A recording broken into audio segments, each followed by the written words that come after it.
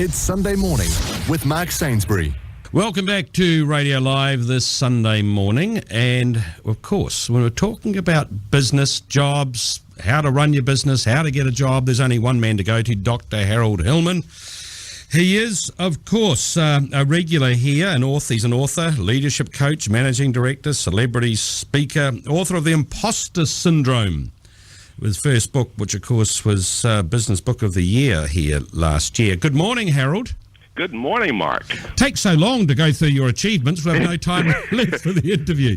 Listen, what you're talking about this morning is something I think everyone would be wanting to hear, and that is, how to prepare and do well when interviewing for a job. That's right. That's right. It's important now because in a tight economy, the competition around roles is just really, really stiff competition out there, and so people really do need to do things that will help differentiate them from the pack, and that includes before, during, and after the interview.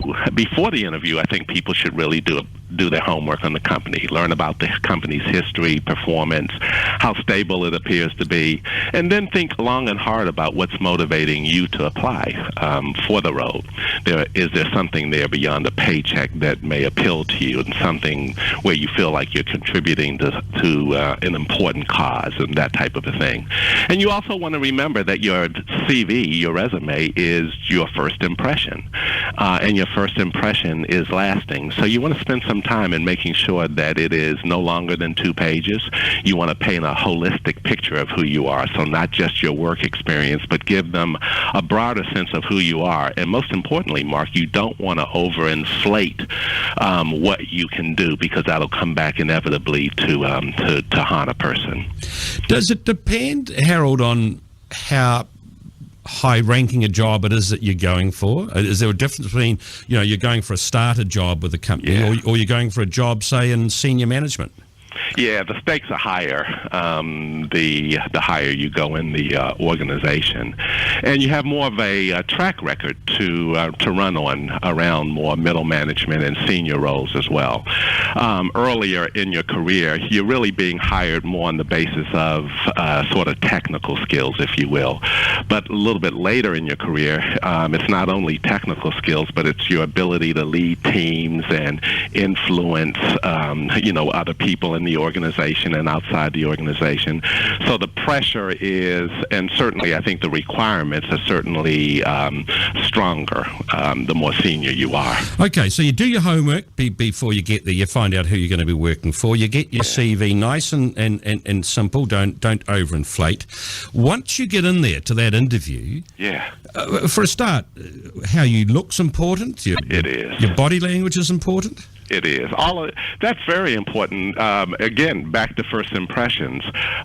Most first impressions are formed not necessarily on the basis of what you say, but what you're wearing, how you look, sort of those things that give people will infer what you value very often in the first 60 seconds of meeting you. So it's really important when you go for an interview. It's important to, I would say overdress versus underdress. If you're going to err on the side of being overdressed, that probably works for you a little bit more.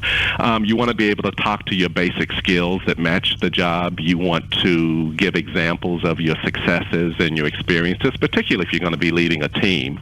And you want to be confident, but not overly confident. You want to give people a sense that you're sure about your capability, but that you aren't so confident that you can't learn and you can't listen, which is an important thing when you're interviewing. And then finally, you need to be able to talk to a prospective employer about how the role is going to stretch you. You want to give them some sense that this is an opportunity for you to grow and to develop as well. The other factor now when you're going for a job is it's not just your CV or how you look when you go in. Yeah. With social media, companies may well have gone through and trawled through all the various things, those embarrassing photos on Facebook and various other, if you're on Twitter, you leave a footprint, don't you?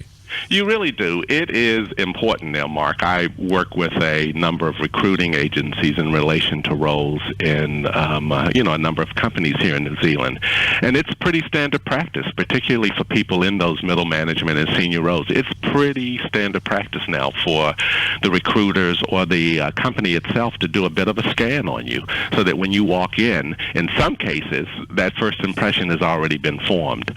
And I would just suggest to people, if you really want to manage the brand that you're taking into that interview with you, you want to clean up some of the indiscretions, what we might call as youthful indiscretions, that were posted on Facebook and YouTube and those types of things, and really pay more attention to managing the brand that ultimately will land you in the right role. And of course, if you can't get rid of them, at least you should be pre-warned to know what they may have seen.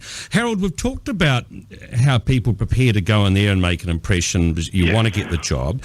What are the warning signals that you should be looking for that will tell you, look, this job or the boss may not be right for you? Yeah, I would say trust your gut and your instinct, your intuition. It's not so much that you have strong data points, but sometimes after meeting a person, you have a sense, particularly if this is going to be your manager, and you have a sense that the chemistry is not there, or it's just, that your values appear to be so different that right away there's a feeling that this is going to be hard work to just sort of relate to or talk to or open up to or learn from this particular person. The other thing is go in there having done your history on the company and get a real sense for, again, the performance of the organization, how they're doing, anything about their values, anything that you're learning that runs counter to what you think you can bring to the table, or for that matter, just doesn't feel right, doesn't line up with who you are or what your values are.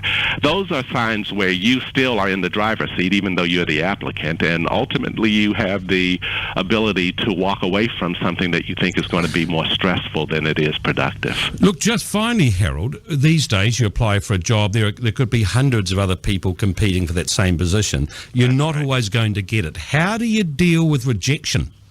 Yeah, well, I would say you deal with rejection quite gracefully. There's a certain gravitas associated with that.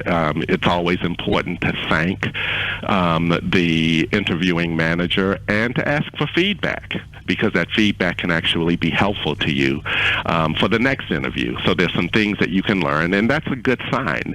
The role that you were applying for may not necessarily be you may not get that role, but just based on how you are, as the company is letting you know that you weren't the successful candidate, may actually keep the door open for another opportunity that arises, in the future. Great advice, as always, Dr. Harold Hillman. And, of course, you can check out Harold, sigmoidcurve.com. That's Dr. Harold Hillman. And we'll talk to you again for some more good advice next week, Harold. All right, Mark. Thank you very much. Cheers.